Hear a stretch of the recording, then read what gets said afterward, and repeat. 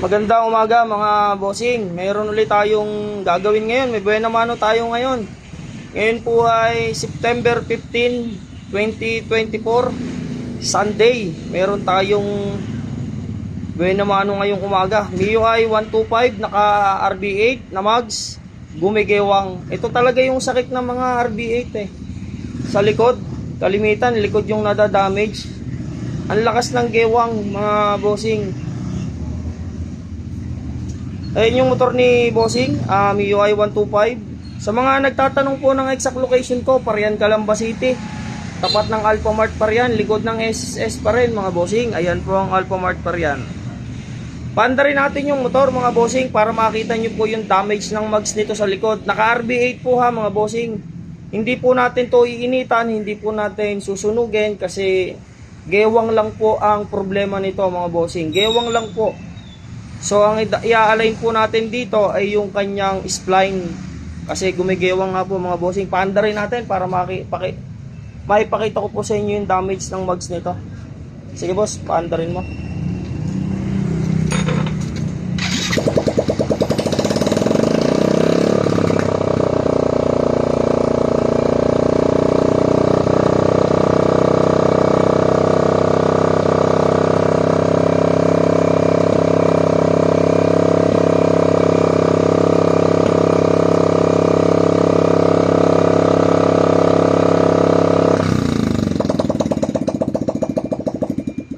So yun mga bossing, laki.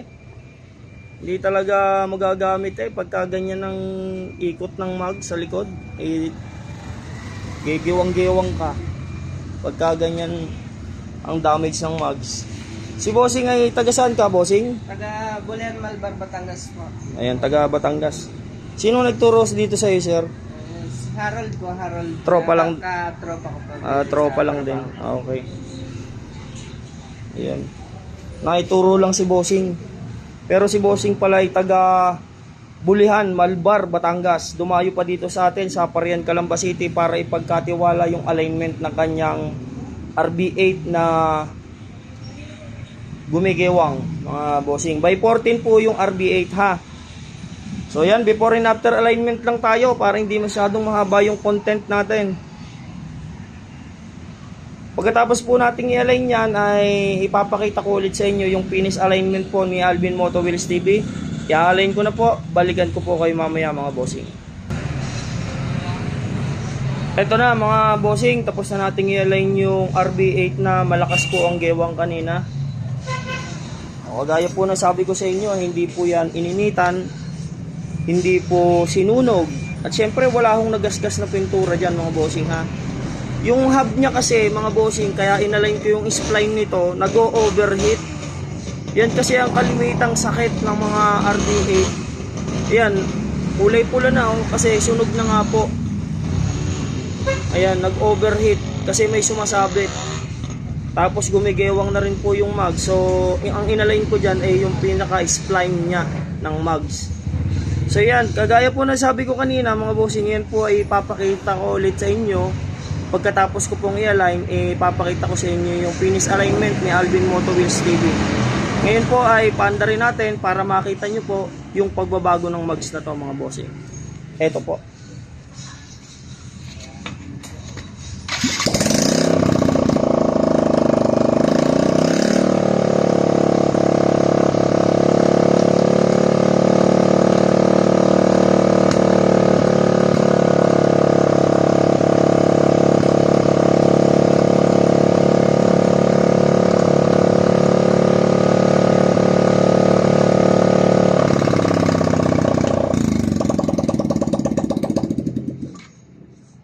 So yan mga bossing, tapos na. Kita nyo naman po talagang natanggal yung natin yung gewang. Ilang minuto bossing bago matapos? Mga 8 minutes. Siguro mga ilang minutes boss? 8 minutes po. Mga 8 minutes. Sabi ni bossing 8 minutes bago natapos i-align yung kanyang gumigewang na RB8. So ganoon na lang po mga bossing, patulong naman pa-follow sa ating TikTok account Alvin Moto Wheels TV, sa ating Facebook page Alvin Moto Wheels TV. Meron din po tayong YouTube channel mga bossing, Alvin Moto Wheels TV rin po.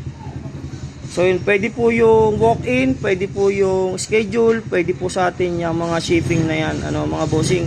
So yun, tapos na po tayo at okay na po itong RB8 na inalay natin. Marami pong salamat. Ride safe po sa lahat. May gusto kang shoutout, bossing? Thank you. Okay na po. Okay na po. Maraming salamat mga bossing. Ride safe sa lahat.